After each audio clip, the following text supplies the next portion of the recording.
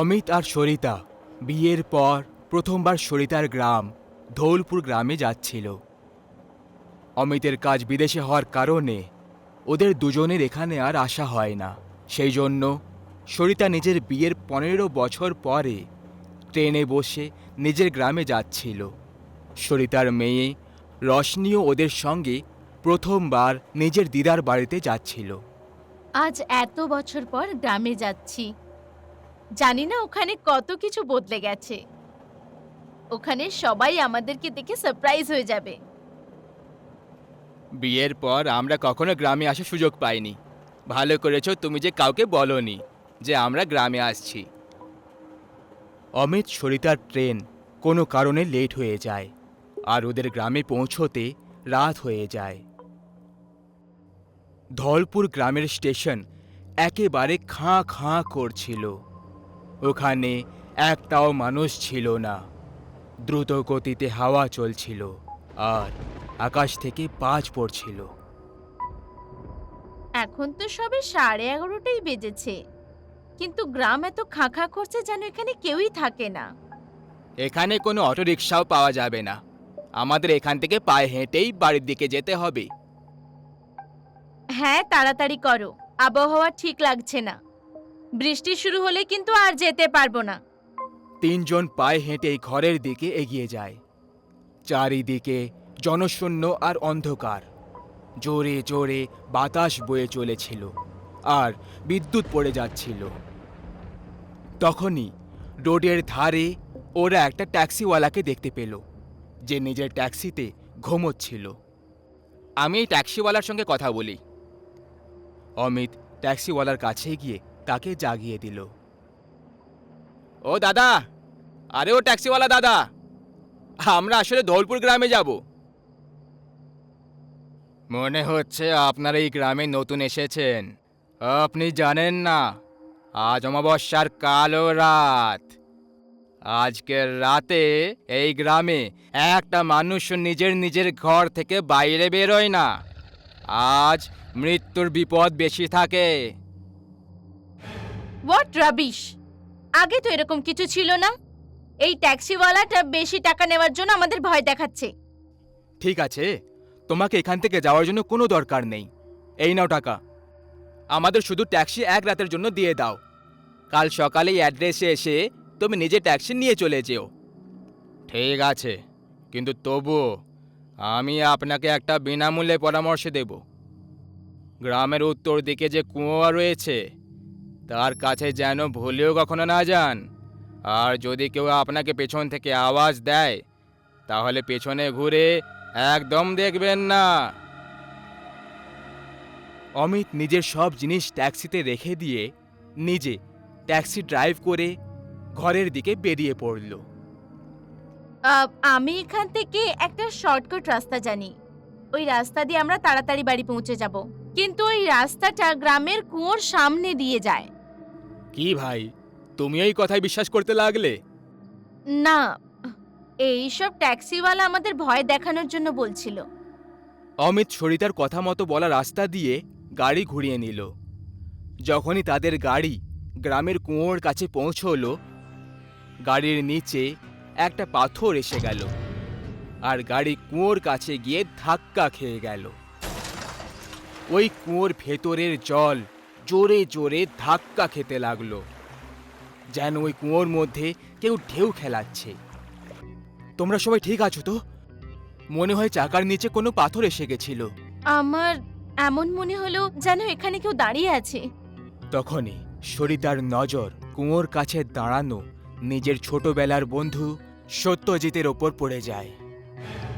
আরে সত্যজিৎ, কেমন আছো তুমি? তুমি তো মোটেই বদলাওনি। আর এই গ্রামটা তো খাঁ করছে কেন? আর তুমি এখানে একা কি করছো?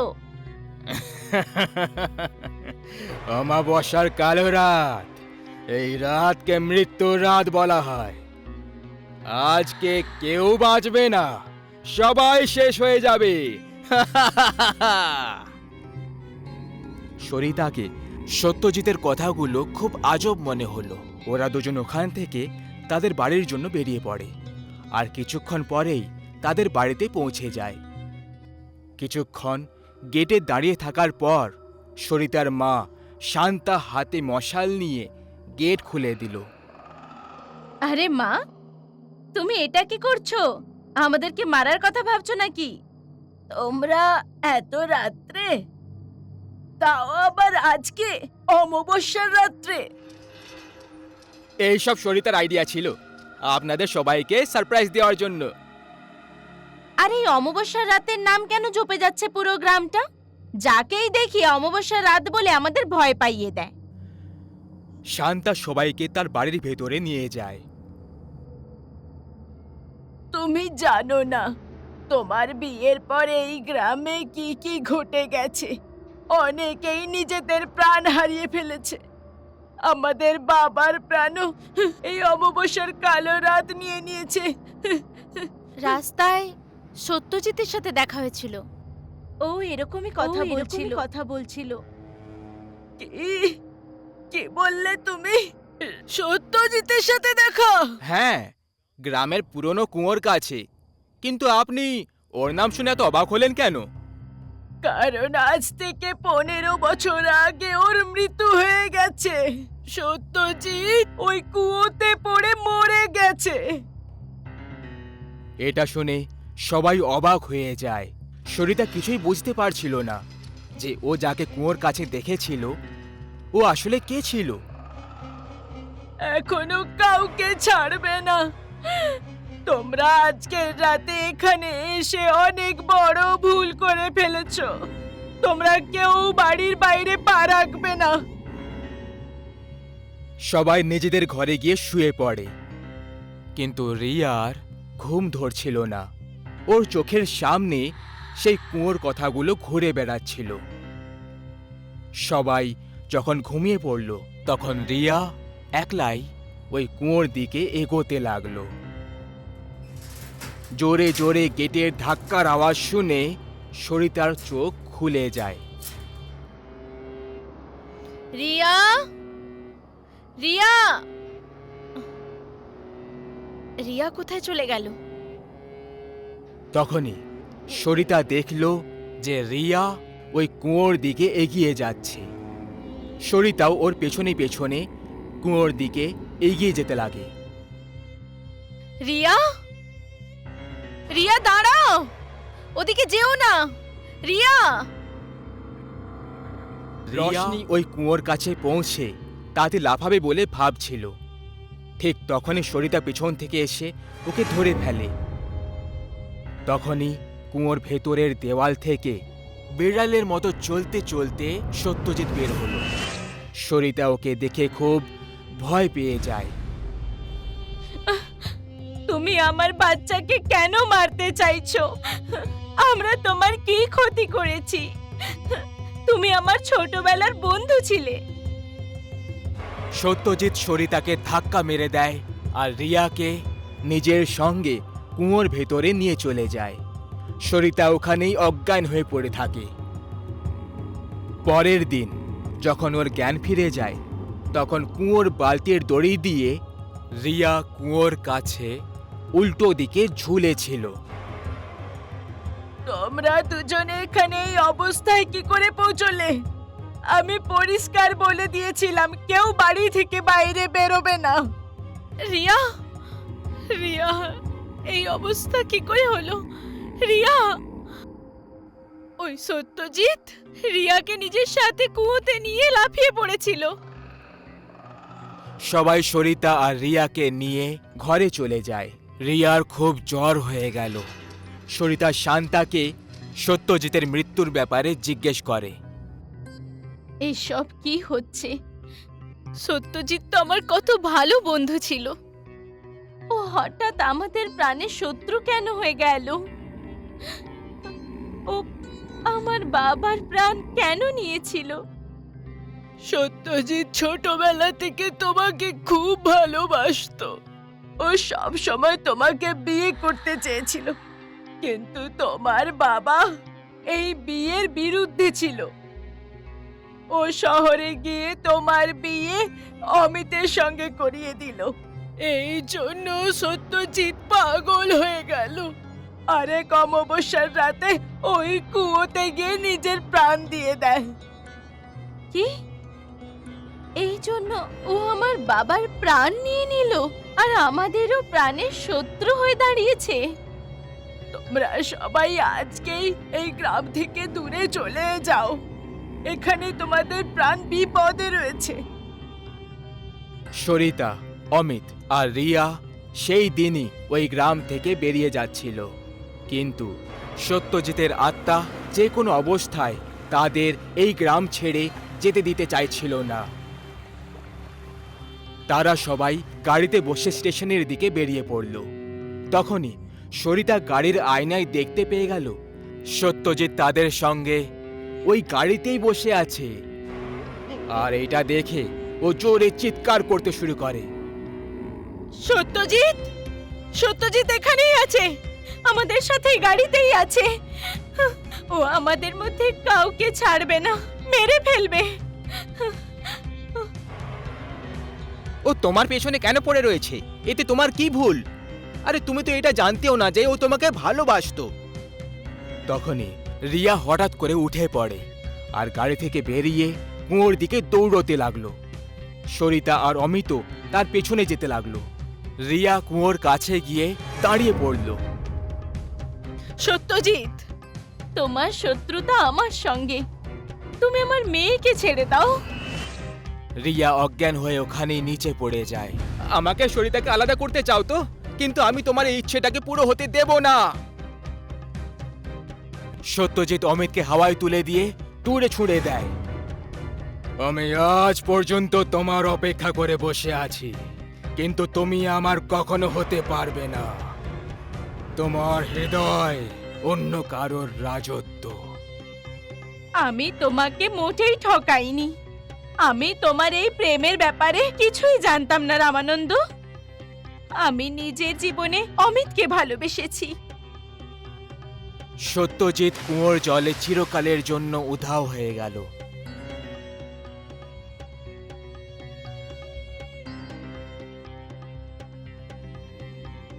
সত্যজিৎ ওই গ্রামটা ছেড়ে চিরকালের জন্য ওখান থেকে চলে যায়। অমিত আর সরিতা রিয়াকে নিয়ে ওই গ্রাম থেকে চিরকালের জন্য বেরিয়ে চলে যায়। জয় পাটিয়ালা শহরে বাস করা একজন ব্যক্তি। একদিন জয় কোনো কাজে তার ঘরের কাছের মলে কিছু কেনার জন্য বার হয়। আর যখনই ও জিনিসপত্র কিনে বেরোতে লাগলো, তখন মলের ম্যানেজার তাকে বলে, স্যার, আপনি আমাদের লাকি কাস্টমার। এই জন্য আপনাকে আমাদের এই আলিশান হোটেলে 3 দিন আর 2 রাত থাকার সুযোগ পাচ্ছেন স্যার, তাও আবার বিনামূল্যে। আপনি নিজের সাথে যে কোনো এক বন্ধুকে নিয়ে যেতে পারেন, তাকেও এই সেবা একদম ফ্রিতে দেওয়া হবে। আরে স্যার, ধন্যবাদ। স্যার, আপনার এই হোটেলটা কোথায়? আরে স্যার, আমাদের হোটেল গোবিন্দগড়ে আছে। স্যার, আপনাকে আজকে গোবিন্দগড়ে যাওয়ার জন্য বেরোতে হবে, কারণ এই অফার শুরু হয়ে গেছে। হ্যাঁ স্যার, আমি এক্ষুনি আধ ঘন্টার মধ্যে গোবিন্দগড়ে যাওয়ার জন্য বেরিয়ে যাচ্ছি। জয় ম্যানেজারের কথা শুনে খুব খুশি হয়ে যায়। জয় নিজের সঙ্গে যাওয়ার জন্য নিজের খুবই ভালো বন্ধু সৌরভকে ফোন করলো। আর ভাই সৌরভ, কেমন আছিস?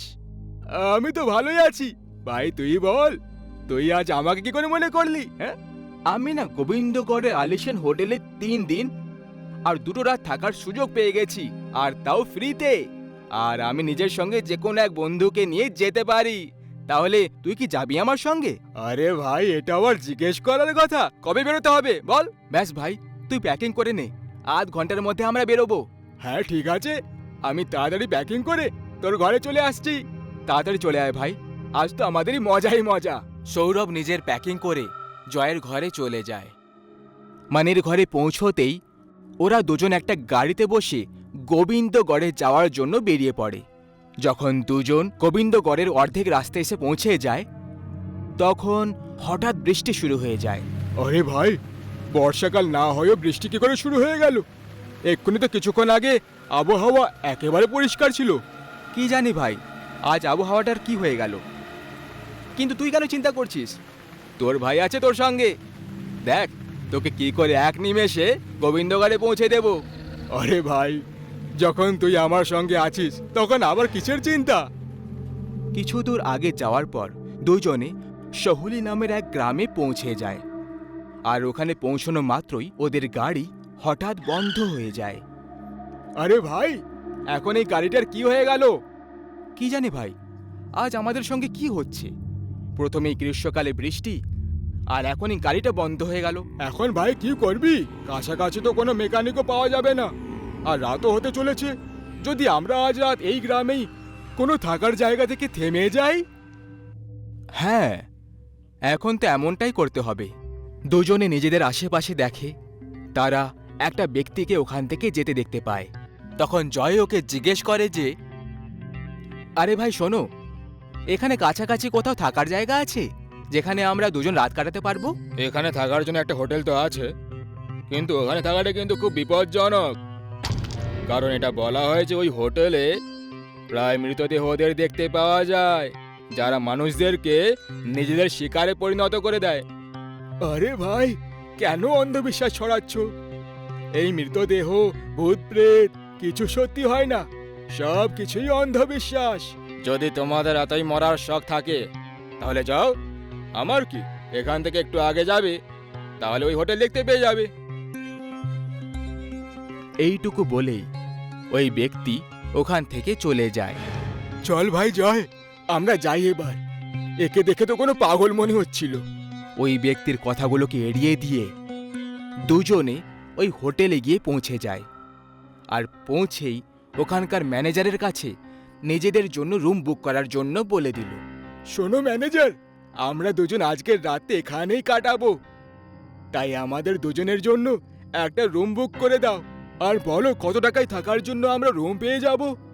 আমাদের শুধু আজ রাতের জন্যই দরকার। স্যার, এখানে থাকা আর খাওয়া দাওয়া সব কিছু একেবারে ফ্রি। দুজনে ম্যানেজারের কথা শুনে খুব খুশি হয়ে যায়। ম্যানেজার ওদের দুজনকে ওদের রুমের চাবি দিয়ে দেয়, আর ওদের জিনিসপত্রগুলো পৌঁছে দেওয়ার জন্য একটা লোককে ডেকে পাঠায়। ওই লোকটা খোঁড়াতে খোঁড়াতে ম্যানেজারের কাছে চলে আসে, আর ওই দুজনের জিনিসপত্র তুলে ওদের রুমে গিয়ে পৌঁছে দেয়। ওই ম্যানেজারকে দেখে আর ওখানে কাজ করা কর্মচারীদের দেখে জয়ের যেন একটু আজব মনে হলো। যখন দুজনে রুমে বসে থাকে তখন জয় বলল যে, ভাই সৌরভ, তোর কিছু আজব মনে হচ্ছে না? মানে যে ওই ম্যানেজারের আবভাব, এই হোটেলে যারা কাজ করে অদ্ভুত কর্মচারী, আর ওই ম্যানেজার তো আমাদের থেকে টাকাও নিল না। আরে ভাই, তুই একটু বেশি ভাবছিস। এরকম কিছুই নেই, গ্রামের লোকেরা এরকমই হয়। চল, আমার তো খুব খিদে পেয়েছে, আমি ম্যানেজারকে বলে দিচ্ছি যে আমাদের জন্য কিছু খাবার পাঠিয়ে দিক। সৌরভ খাবারের ব্যাপারে বলার জন্য ম্যানেজারের কাছে চলে যায়। শোনো ম্যানেজার, আমাদের খিদে পেয়েছে, তাড়াতাড়ি আমাদের খাওয়ার জন্য কিছু ভালো ভালো খাবার পাঠিয়ে দাও। ঠিক আছে মালিক, আমি আপনার জন্য আজ এমন খাবার পাঠাবো যেটা আপনি এর আগে কখনো খাননি। হ্যাঁ, তাড়াতাড়ি পাঠিয়ে দাও, আমাদের খুব খিদে পেয়েছে। আগে খিদে তো আমাদেরও খুব পেয়েছে, আপনি খেলে তবেই তো আমরা খেতে পারবো। এর মানেটা কি? মালিক, কিছুক্ষণ পরেই আপনি সবকিছু বুঝে যাবেন। আপনি নিজের রুমে চলে যান, আমি আপনার জন্য খাবার পাঠাচ্ছি। সৌরভ নিজের রুমে ফিরে চলে যায়। কিছুক্ষণ পর হোটেলের ওয়েটার ওদের দুজনের খাবারের জন্য একটা ডিশ নিয়ে আসে। ওই ডিশ একটা ঢাকনা দিয়ে ঢাকা ছিল। এতে কি আছে? এতে আপনার জন্য খাবার আছে, আপনি এটা দেখলে তাহলে চিরকালের জন্য মনে রাখবেন। এইটুকু বলে ওই ওয়েটার ওখান থেকে চলে যায়। যখন জয় ডিশটাকে দেখার জন্য ঢাকনাটাকে সরিয়ে দেখে তখন ওখানে একটা ছেলের কেটে রাখা মাথা পড়েছিল। এটা দেখে দুজন খুব ভয় পেয়ে যায়। এটা কি? আমার প্রথম থেকেই হোটেলটা আজব লাগছিল, তুই আমার কথায় বিশ্বাস করছিলি না। হ্যাঁ ভাই, আমারই বুদ্ধি ভ্রষ্ট হয়ে গেছিল যে আমি তোর কথা শুনে বিশ্বাস করিনি। এখন কি করব? কি করব আবার? পালা এখান থেকে নিজের প্রাণ বাঁচিয়ে। দুজনে নিজের জিনিসপত্র ওই রুমে ছেড়ে দিয়ে দৌড়তে শুরু করলো। আর দৌড়তে দৌড়তে হোটেলের হলে গিয়ে পৌঁছে যায়। আর গিয়ে দেখে যে চারিদিকে মৃতদেহ ছড়িয়ে পড়ে আছে। আরে ভাই, কোথায় ফ্রির চক্করে ফেসে গেলাম ভাই। আরে কথা বলা বন্ধ কর আর পালা এখান থেকে, না হলে মৃতদেহগুলোর মতো আমরা মৃতদেহ হয়ে পড়ে থাকবো।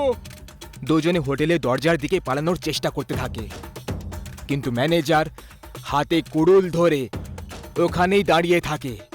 ম্যানেজার পুরোভাবে একটা চলতে পারা মৃতদেহকে পরিণত হয়েছিল। ম্যানেজার, তোমার এটা কি হয়ে গেল? তোমার এই অবস্থা কি করে হয়ে গেল? সৌরভ মনে হয়ে মরে গেছে, আর মরে যাওয়ার পর জম্বি হয়ে গেছে।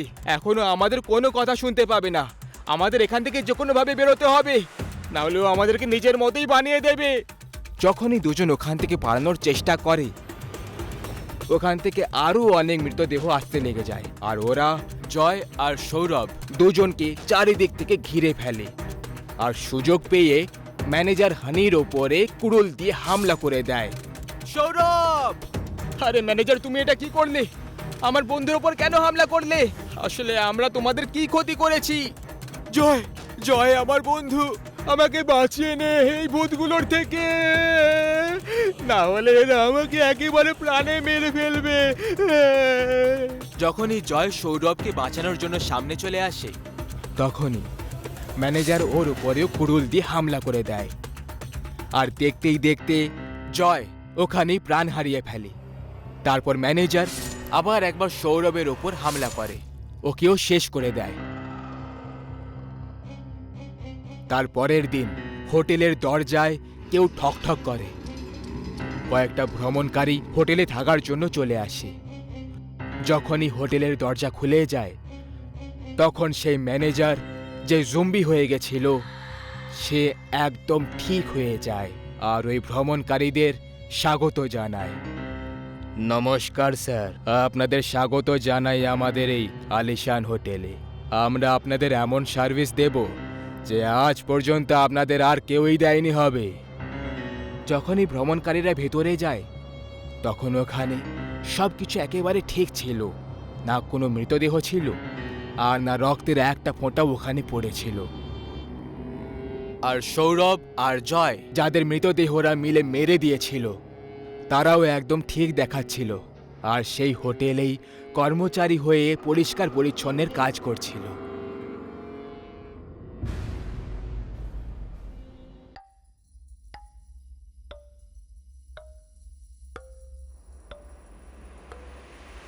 রাত্রি 12টার সময় রিয়া আর কার্তিক একটা ইভেন্ট থেকে বাড়ি ফিরছিল। ওরা শর্টকাটের জন্য একটা বস্তির রাস্তা বাছে, যেটা তাদের 30 কিলোমিটার মতো ড্রাইভ বাঁচাতে পারত। আরে কার্তিক, আমাদের হাইওয়ে দিয়ে যাওয়া উচিত ছিল। এই গ্রামের মাটির রাস্তা না, জানি না কেন আমার খুব হন্টেড ভাইবস দিচ্ছে রে। বাহ ম্যাডাম, মানে রাত হলো না যে আপনার ভূত দেখতে পাওয়া শুরু হয়ে গেল। দেখো, এই কাঁচা রাস্তা 2-4 কিলোমিটার পরে শেষ হয়ে যাবে, আর শুধু একটা টার্ন, তারপর সোজা আমরা হোটেলে পৌঁছে যাব। কার্তিক আর রিয়া দুজনেই গাড়িতে বসে একে অপরের সঙ্গে কথা বলছিল। আর কার্তিক ও গাড়িটা গ্রামের ওই বস্তির ধারে কাঁচা রাস্তা দিয়ে ছুটিয়ে চলেছিল। কার্তিক, তুমি কি আমাদের গাড়ি ছাড়া আর অন্য কোনো গাড়ি দেখতে পাচ্ছ? পাচ্ছ না তো? তাহলে তাড়াতাড়ি চালাও। কোথাও কোনো ভয়ঙ্কর কাল আমাদের মৃত্যুর ঘাটে পৌঁছানোর জন্য অপেক্ষা করছে না তো? চলো তাড়াতাড়ি। আরে তুমি ভয় দেখাচ্ছ নাকি কথা বলছো? এর থেকে ভালো তুমি ঘুমিয়েই পড়ো। কিছুটা দূরত্ব হয়তো পেরিয়ে এসেছিল, আর তখনই কার্তিকের চোখ গাড়ির রিয়ার ভিউ মিররের উপর পড়ে যায়, যেটা দেখে ওর রক্ত জমে যায়। কার্তিক তার গাড়ির আয়নায় দেখল একটা মানুষ, তার মাথা নেই, আর ওর গাড়ির পেছনে পেছনে ছুটে চলেছিল। আর তার হাতে একটা চকচকে ধারালো কুড়ুলও ছিল। সেটা দেখার পর কার্তিক এক্সিলারেটরকে খুব জোরে কষে দেয়। ও ভয় তো খুব পেয়ে গেছিল, কিন্তু ও নিজের ভয়টাকে মোটেই বাইরে বার করেনি, কারণ ওর পাশে রিয়া বসেছিল। যদি পেছনের দৃশ্যটা দেখে ফেলতো তাহলে ভয়ের চোটেই মরে যেত। আরে কার্তিক, তুমি কোনো ভূত দেখে ফেলেছো নাকি? এত জোরে কেন গাড়ি চালাচ্ছো? কার্তিক এখনো গাড়ির আয়নাতে ওই মাথা কাটা শয়তানকে দৌড়ে আসতে দেখেছিল। ও গোটা গা দিয়ে ঘাম ঝরছিল। তখনই হঠাৎ ওই পেছনে দৌড়ানো মানুষ একেবারে উধাও হয়ে গেল। কার্তিক একটু ছেড়ে নিঃশ্বাস নেয়, কিন্তু তখনই গাড়ির ছাদে জোরে কিছু একটা এসে পড়ে যায়। কার্তিক জানি না কেন তক্ষুনি একটা জোরদার ব্রেক মারল, আর এর সাথেই ছাদে ঝাঁপ দিল ওই মাথা কাটা মানুষটাও। সোজা গাড়ির সামনে এসে পড়ে যায়। ওই ভয়ঙ্কর মানুষটাকে দেখতে পাওয়ার পর রিয়া এক ভয়ঙ্কর চিৎকার করে ফেলে। আর চিৎকার করারই তো কথা, ওই মানুষটাকে দেখে এত মারাত্মক যে লাগছিল। তার ধর থেকে মাথা আলাদা ছিল, আর তার উচ্চতাও 6 ফুট ছিল। তার হাতে একটা ধারালো হাতিয়ার ছিল, যেটা সে অন্ধের মতো চালিয়ে যাচ্ছিল। আশেপাশের পুরো পরিবেশ একেবারে ঘোর অন্ধকার আর শান্ত পরিবেশে ছেয়ে গেছিল।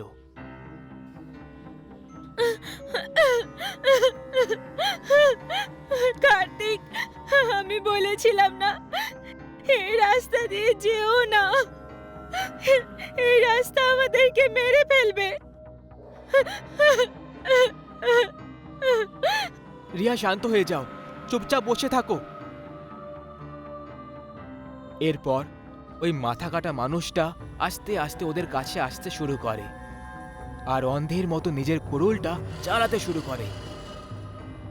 সে কাউকেই দেখতে পাচ্ছিল না, আর সেই কারণে সে কুড়ুল দিয়ে কখনো গাড়ির বোনাটে মারছিল আর কখনো গাড়ির হেডলাইটে। কিন্তু তার আসল লক্ষ্য ছিল ওই দুজনের মাথা, যারা গাড়িতে একেবারে নিঃশ্বাস বন্ধ করে বসেছিল। আমি বুঝে গেছি এই রাক্ষসের খেলা। ও শুধু আমাদেরকে অনুভব করতে পারে, ও কিছুই দেখতে বা শুনতে পায় না, কারণ ওর কাছে মাথা নেই। তাহলে তুমি কি চাও? আমি এইভাবেই গাড়িতে বসে মৃত্যুর অপেক্ষা করতে থাকি, যে কখনো আসবে আর এসে আমার মাথা ধর থেকে আলাদা করে দেবে, আর আমার মারাত্মক কষ্টের সাথে মৃত্যু হয়ে যাক? কার্তিক রিয়ার কথা শুনে একেবারেই একমত ছিল না। ও রিয়াকে পালাতে বলে, কিন্তু রিয়া গাড়ির সিটের সঙ্গে একেবারে চিপকে বসে রইল। এতক্ষণ ওই মাথা কাটা মানুষটা শান্ত ছিল, কিন্তু যখনই হালকা নড়চড় হলো তখন সে অন্ধের মতো দৌড়তে লাগলো। সে কার্তিকের পিছু করতে লাগলো, আর কার্তিকও চিৎকার করতে করতে জমির দিকে পালালো।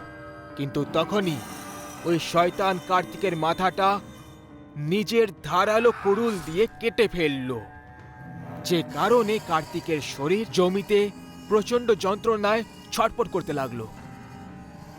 এরপরে যে ভয়ঙ্কর দৃশ্য রিয়ার সামনে ছিল সেটা এটা ছিল যে এরপরে ও আরও একটা মারাত্মক দৃশ্য দেখতে পেয়ে গেল।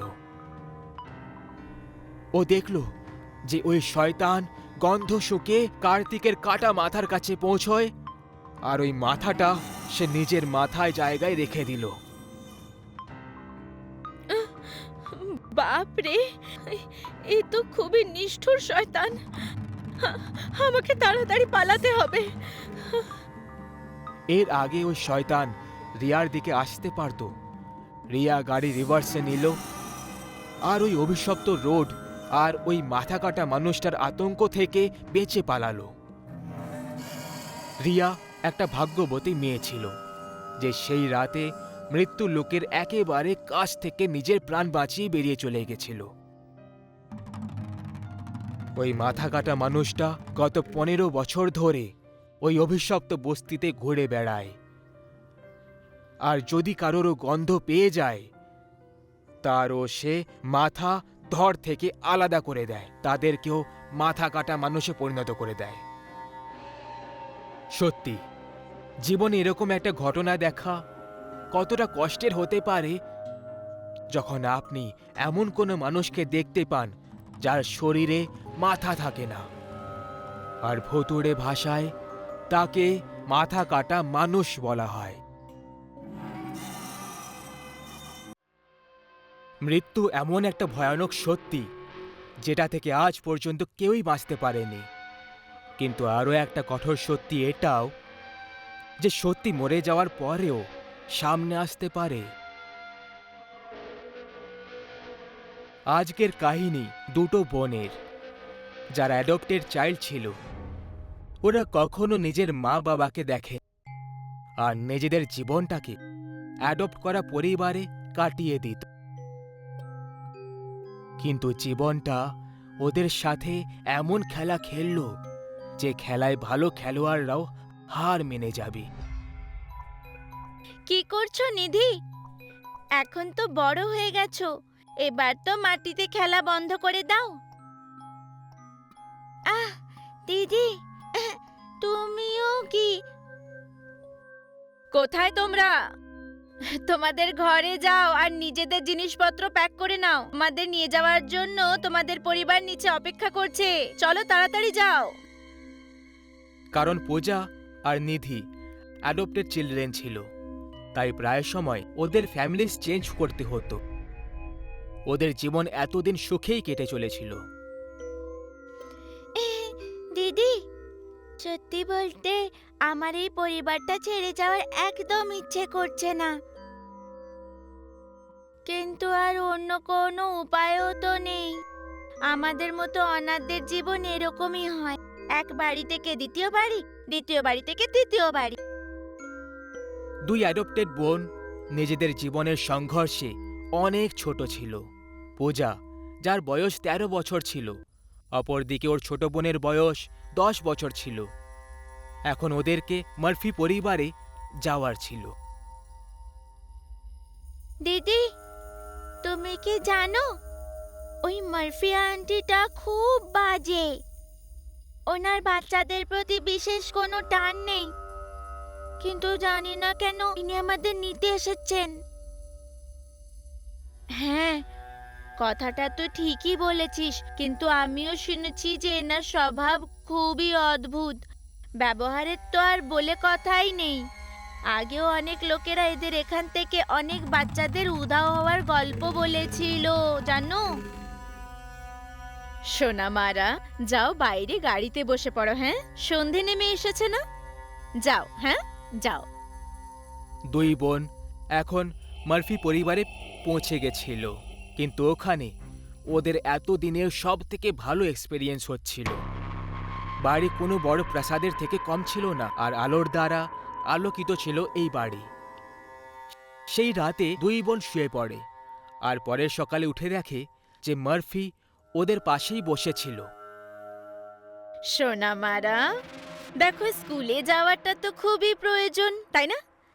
কিন্তু আমি তোমাকে দুটো রাস্তা দিচ্ছি। হ্যাঁ, হয় বাড়ির সব কাজ করো, না হলে স্কুলে যাও। পূজার পড়তে একটুও ভালো লাগতো না, সেই জন্য ও বাড়ির কাজ করাটাই ঠিক মনে করলো, আর নিধি স্কুলে যাওয়ার সিদ্ধান্ত করল। প্রায় এক সপ্তাহ পর পূজা, ও পূজা, তাড়াতাড়ি ডাইনিং হলে পৌঁছে যাও, যাও। ডাইনিং হলে বসার পর নিধি, তুমি শুরু করো। আজ তোমার পছন্দ মতো খাবার তৈরি করেছি। পূজা, আমি তোমার সঙ্গে কিছু কথা বলতে চাই। আমি জানি না যে তোমার আগের পরিবার কি ধরনের ছিল বা তাদের কি চিন্তাধারা ছিল, কিন্তু এই বাড়িতে আমরা সততাকে গুরুত্ব দিই, আর তুমি যাকে নিজের বোন বলো সেটা তোমার শুধু ভ্রম। এ তোমার কাল্পনিক মিত্র, আর এর থেকে বেশি আর কিছুই না, বুঝেছো? আর তুমি এখন ১৩ বছরের হয়ে গেছো, এখন এই সব ছেলে খেলা তোমায় ঠিক মানায় না। ম্যাডাম, এ আপনি কি বলছেন? আপনি কি নিধিকে দেখতে পান না? এ আমার কাল্পনিক বা স্বপ্নের কোনো ভ্রম নয়। ও আমার সত্যিকারের বোন। আপনি আমাদের দুজনকে অ্যাডপ্ট করেছেন, তাই না? না না পূজা, আমি শুধু তোমাকে অ্যাডপ্ট করেছি। আমি আর অন্য কোনো মেয়েকে জানি না। আর নিধি বলে যাকে তুমি ডাকতে থাকো না, আসলে তার এই পৃথিবীতে কোনো অস্তিত্বই নেই। মার্ফির এই কথাগুলো শুনে পূজার খুব রাগ তো ধরছিল, কিন্তু ও নিজের মনের কথা বলে উঠতে পারেনি আর মন খারাপ করে নিজের রুমে চলে গেল। পূজা নিজের মনেই বিড়বিড় করতে লাগল। আমি আমি কি পাগল? তাহলে কি নিধি নামের মেয়ে আসল জীবনে কেউ নেই? এইসব কি তাহলে আমার ভ্রম? আমার কি এই পাগলামি আর ছেলে খেলার জন্যই পুরনো পরিবারগুলো আমাকে ছেড়ে দিয়েছে? পূজা নিজের মনেই প্রশ্ন করে চলেছিল, আর তখনই দরজায় একটা আওয়াজ শোনা গেল। দরজার কাছে নিধি দাঁড়িয়ে হেসে চলেছিল। নিধি, নিধি তুমি? আমার বোন। ওই মার্ফি আন্টি আছে না, উনি আমাকে পাগল প্রমাণ করতে চাইছেন। উনি বলছেন যে তোমার কোনো অস্তিত্বই নেই, অথচ তুমি এখানে দাঁড়িয়ে আছো। সত্যি বলবে, এটা এটা কোথাও আমার ভ্রম বা পাগলামি নয় তো? সত্যি বলো। নিধির চোখে জল ছিল, আর কোনো রকম উত্তর না দিয়ে সোজা চলতে লাগলো। আর ও বেসমেন্টের কাছে গিয়ে উধাও হয়ে গেল। পূজা বেসমেন্টে পৌঁছে গেছিল। তখনই ও কোঁকড়ানো চুল আর চেহারায় অনেক ভাঁজ কাটা দাগ থাকা মহিলাকে দেখতে পায়, যাকে ঠিক করে দেখলে বুঝতে পারা যায় যে এটা তো মিস মার্ফি। পূজা দেখল যে মার্ফি আসলে কোনো মানুষ নয়, বরং একটা নরভক্ষিণী ডাইনি। তখনই ও প্লাস্টিকের থলি থেকে একটা মৃতদেহ বাইরে বার করে। ওপরে বাল্ব ঝুলছিল, যেটার আলোয় পূজা পরিষ্কার দেখতে পায় যে ওই মৃতদেহ আর অন্য কারোর নয়, বরং নিধির ছিল। পূজা ভেতর থেকে কেঁপে উঠল, আর এখন ও বুঝতে পারছিল না যে ও কি করবে। ওর খুব ভয় লাগছিল আর কান্নাও পাচ্ছিল, কিন্তু যদি মার্ফি ওকেও এই সময় দেখে ফেলে তাহলে এটা নিশ্চিত যে সে ওকেও মেরে ফেলবে। পূজা পা টিপে নিজের ঘরে চলে আসে আর দরজা কষে বন্ধ করে কাঁদতে শুরু করে। এবার তো আগের চেয়ে আরো বেশি ভয় পেয়ে গেছিল। কিছুক্ষণ পর ও নর্মাল হয়ে যায়। তখন ও একটা ভাবলো যে আসলে পুরো ব্যাপারটা কি। আসলে ও এইমাত্র নিধির মৃতদেহকে দেখল, অথচ কিছুক্ষণ আগেই নিধির সঙ্গে ডাইনিং টেবিলে বসেছিল। তাহলে এটা নয় তো যে মার্ফি নিধিকে খুন করে দিয়েছে আর নিজের খুনি ক্যারেক্টারকে লুকোনোর জন্য নিধিকে অদৃশ্য প্রমাণ করার জন্য নাটক করছে? কিন্তু যদি এটা সত্যিও হয়, তবুও নিধিকে ও কি করে দেখতে পাচ্ছে? কারণ সে তো মরে গেছে। ওর মাথা এইসব ভেবে ভেবে ফেটে যাচ্ছিল। তখনই ও নিজের পাশে নিধিকে বসে থাকতে দেখে, যাকে দেখে ও খুব বেশি ভয় পেয়ে যায়। দিদি, তুমি ভয় পেও না। এটা সত্যি যে আমি মরে গেছি আর আমার নিজের কোনো অস্তিত্ব নেই। কিন্তু আমার খুনি ওই ডাইনি মার্ফি। গত সপ্তাহের শনিবারের রাত্রিতে যখন তুমি ভোম্বল কাকুর সঙ্গে মেলা দেখতে গেছিলে না, তখন আমি ভুল করে মার্ফি আন্টির রুমে চলে গেছিলাম, যেখানে যেতে সে বারবার বারণ করত। মার্ফি আন্টির রুমে তার আসল রূপ ছিল, যেমন ভূতের কস্টিউম, বড় বড় নখ, সাদা চুল আর আর রক্তের বোতল। আমাকে মার্ফি আন্টি দেখে ফেলেছিল আর নিজের আসল রূপ লুকিয়ে রাখার জন্য উনি আমাকে ছল করে বেসমেন্টে ডেকে পাঠান। আর মাথায় রড মেরে আমাকে মেরে দিলেন, আমার খুন করে দেন। আর সেখানেই আমাকে একটা প্লাস্টিকের থলিতে বেঁধে দেন, যাতে কেউ যেন আমার ব্যাপারে কখনো না জানতে পারে। এইটুকু বলে নিধি ওখান থেকে উধাও হয়ে যায়। মানে পূজা এখন পুরো ব্যাপারটা জেনে গেছিল। ওর খুব কান্না পাচ্ছিল, কারণ ওর আর ওর বোনের মধ্যে একটা খুবই বিশুদ্ধ সম্পর্ক ছিল, যে কারণে নিধির আত্মা মরে যাওয়ার পরেও ওকে দেখা যেত। পূজা ভেবে নিয়েছিল যে এখন ও যে কোনোভাবে নিধির সঙ্গে ন্যায় করবে, মার্ফিকে শাস্তি দেবে। আর সেই জন্য পরের দিন সকাল হতেই পূজা তৈমুর আঙ্কেলের বাড়িতে যায় আর তাকে সব কথা খুলে বলে। তৈমুর সেই লোক ছিল যে ওদের সেটেলমেন্ট মার্ফি পরিবারে করিয়েছিল, কিন্তু তা সত্ত্বেও তৈমুর মার্ফির আসল রূপের ব্যাপারে কিছুই জানত না। সন্ধেবেলায় পূজা তৈমুর আর পুলিশওয়ালাকে নিয়ে মার্ফি হাউসে পৌঁছয়। তাদেরকে বেসমেন্টে সেই মৃতদেহটা দেখানোর জন্য নিয়ে যেতে লাগলো। বেসমেন্টে পৌঁছানো মাত্রই তারা যেটা দেখল সেটা দেখে সবাই অবাক হয়ে পড়ল। সবাই দেখল মার্ফি ফাঁসের দড়িতে ঝুলছিল, আর এখন তার আসল ডাইনিওয়ালা রূপটাও পরিষ্কার দেখা যাচ্ছিল। ওই 200 বছরের বুড়িটাকে দেখা যাচ্ছিল। এখন তো মার্ফি মরে গেছিল, এখন এরপরে আর কীই বা হতে পারত। কিন্তু পূজা দেখল মার্ফির ঝুলে থাকা মৃতদেহের পাশে নিধি দাঁড়িয়ে হাসছিল। পূজা বুঝতে পেরে যায় যে এই ডাইনির এত ভয়ঙ্কর মৃত্যু কি করে হয়েছে। এর খুন নিধিই করেছে। সেটাই শেষবার ছিল যখন পূজা নিধিকে দেখেছিল। তারপরে নিধির দাহ সৎকার করা হলো। তারপর আর কখনো পূজা নিধিকে দেখতে পেল না। মার্ফির অন্ত যদিও খুব বেদনাদায়ক হলো, কিন্তু সে একটা নির্দোষের থেকে তার জীবন কেড়ে নিয়েছিল, দুটো বোনকে চিরকালের জন্য আলাদা করে দিল।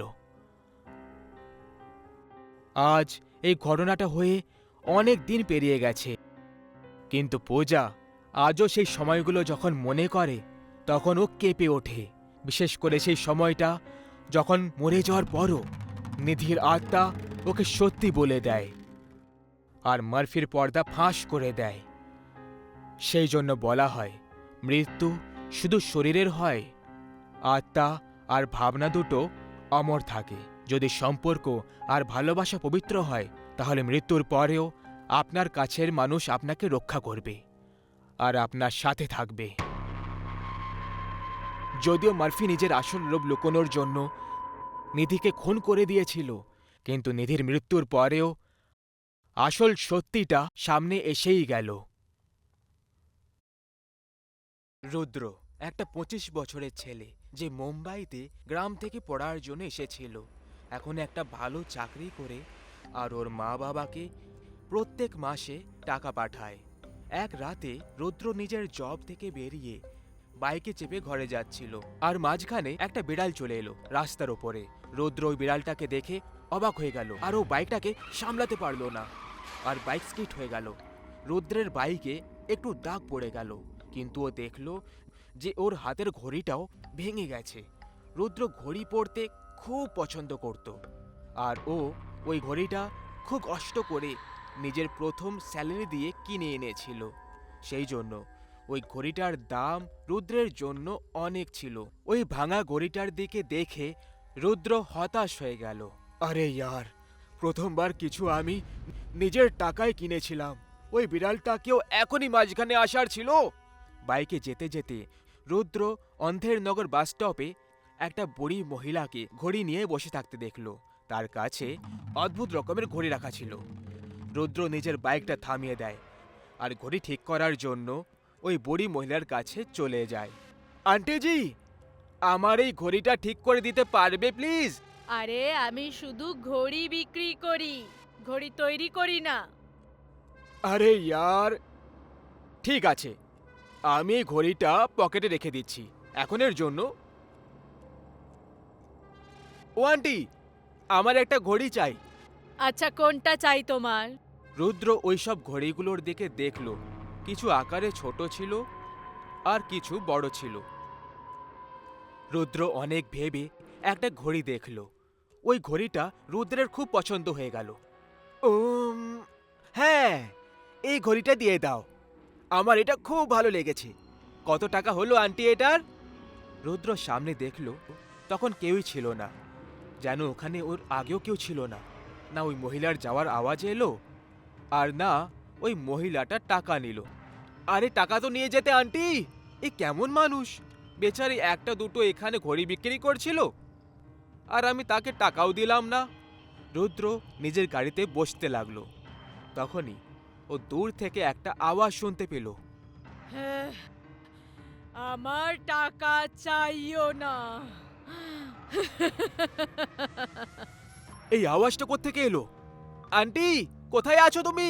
রুদ্র কাউকে দেখতে পেল না। আর এবার রুদ্র ঘড়িটা পরে নিল, আর ও বাইক স্টার্ট করে বেরিয়ে পড়ল ঘরে যাওয়ার জন্য। রাস্তায় রুদ্রের পেছন থেকে একটা গাড়ি আসছিল। গাড়ির হর্ন শোনা মাত্রই রুদ্র পেছনের গাড়িটাকে যাওয়ার জন্য জায়গা ছেড়ে দিল। আর তখনই আয়নায় নিজেকে দেখলো। তখন ও দেখলো যে ওর চেহারা যেন অনেকটা বদলে গেছে, যেমন বয়স বেড়ে গেছে হঠাৎ করে। আরে এটা কি করে হয়ে গেল? হয়তো আয়না খারাপ হয়ে গেছে, এক্ষুনি মুছে দিচ্ছি। রুদ্র বাইক চালাতে চালাতে হাঁপাতে শুরু করলো। মাঝখানে ও একটা ছেলেকে দেখতে পেল, যে ওর কাছে লিফট চাইছিল। ওই ছেলেটার নাম রনিত ছিল। লিফট আঙ্কেল, লিফট পাওয়া যাবে প্লিজ? আমাকে দেখে আঙ্কেল মনে হচ্ছে। কোথায় যাবে বলো? আমি ব্যাস সামনের গ্রামে নেমে পড়বো, আমি ঘরে যেতে চাই। রুদ্র কিছুক্ষণ পরে পেছনে ঘুরে দেখলো, তখন রনিতকেও বুড়ো দেখতে পেল। দেখো, তুমিও বুড়ো হয়ে যাচ্ছ। আরে হ্যাঁ, এবার কি করি আমি? যখন থেকে আমি ঘড়ি নিয়েছি আমি বুঝতে পারছি না কি হচ্ছে এইসব। রুদ্রের চোখ রনিতের ঘড়ির দিকে পড়ে গেল। তুমি যে ঘড়িটা পরেছো, ওটা এক্ষুনি কিনেছিলে? হ্যাঁ, একটা আন্টি এসেছিল অনেকগুলো ঘড়ি নিয়ে, তার থেকে আমি নিয়ে নিয়েছি, কিন্তু টাকা দেওয়ার আগেই সে উধাও হয়ে গেল। রুদ্রের মনে পড়ল যে সেও টাকা দেয়নি ওই বুড়ি মহিলাটাকে। তার মানে এটা সেই মহিলাটাই। রুদ্রের গাড়ি বন্ধ হয়ে গেল। তোমার টাকার থেকেও দামি আমার কাছে তোমার প্রাণটা। তুমি যে ঘড়িটা পরে আছো, ওটা দিয়ে তোমার যৌবন অবস্থা বৃদ্ধা অবস্থায় পরিণত হবে, আর এটা দিয়ে আমায় এখন যুবতী দেখাবে।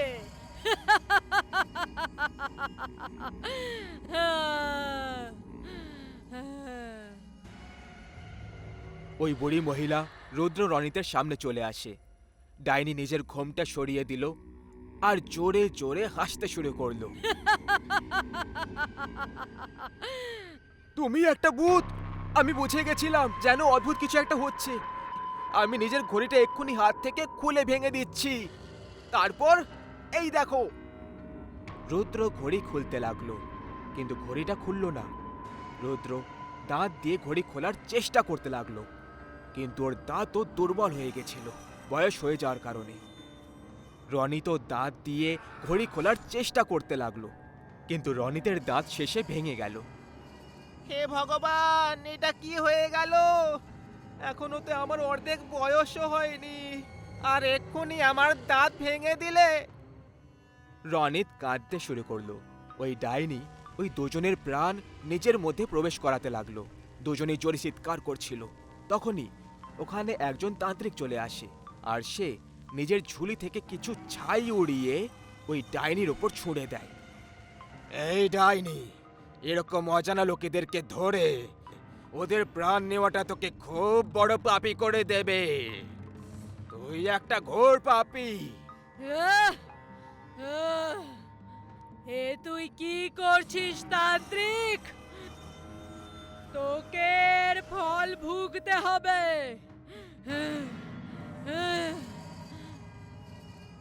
তান্ত্রিক ওই ডাইনিকে নিজের পাউডার দিয়ে তৈরি গোলাকার ঘেরাতে বন্দি করে দিল। ডাইনি চিৎকার করতে লাগলো। ও রুদ্র রনিতের প্রাণ নেওয়ার আগেই তান্ত্রিক ওকে বন্দি বানিয়ে দিল। ধন্যবাদ সাধু বাবা। হ্যাঁ, ধন্যবাদ সাধু বাবা। এই ডাইনি কোনো সাধারণ ডাইনি নয়। মানে ওই গ্রামের সব থেকে মহান ঘড়ি তৈরি করত তার স্ত্রী ছিল, যে 100 বছর আগে এখানে বসবাস করত।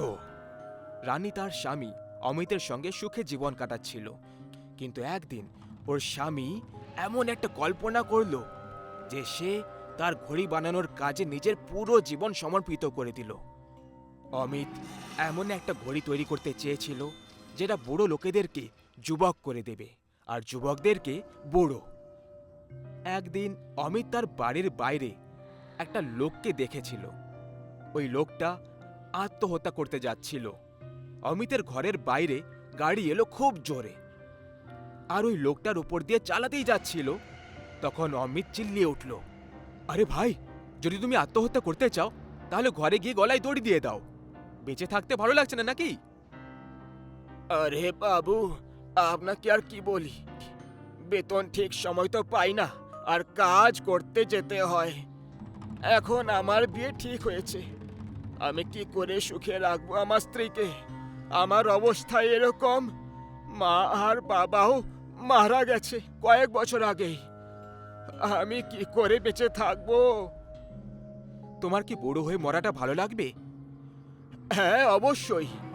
ঠিক আছে, এই ঘড়িটা পড়ো আর কিছুক্ষণের জন্য ঘুমিয়ে পড়ো।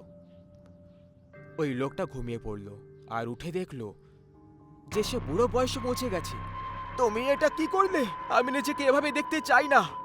তুমি তো বলেছিলে তুমি এভাবেই থাকতে চাও। আমি এখন আত্মহত্যা করতে চাই, এইভাবে বেঁচে থাকতে চাই না আমি। আর তোমার স্ত্রী আর তুমিও কখনো সুখে থাকতে পারবে না। ওই লোকটার অভিশাপ অমিত আর তার স্ত্রী রানীর ওপর লেগে গেল, আর ওরা দুজন কখনো সাথে থাকতে পারতো না। এমন লাগছিল যেন ওরা একে অপরের থেকে অনেক দূরে চলে গেছিল। আর আজকে সেই দিন যখন এই ঘটনাটা ঘটেছিল। এখন আমরা কি করতে পারি তান্ত্রিক বাবা? তোমরা তোমাদের যৌবন ফিরে পেতে পারো যদি তোমরা এই ঘড়িটা হাত থেকে খুলে দাও। যদি এটা করতে তোমাদের হাত কাটতে হয় তাহলে কেটে দাও, আর কোনো উপায় নেই তোমাদের কাছে। তাড়াতাড়ি করো, যদি তোমরা আরো বুড়ো হয়ে যাও তাহলে মরেও যেতে পারো। রুদ্র আর রনিত এটা শুনে আরো ভয় পেয়ে যায়। রুদ্র নিজের হাত কাটার জন্য রনিতকে বলে দিল।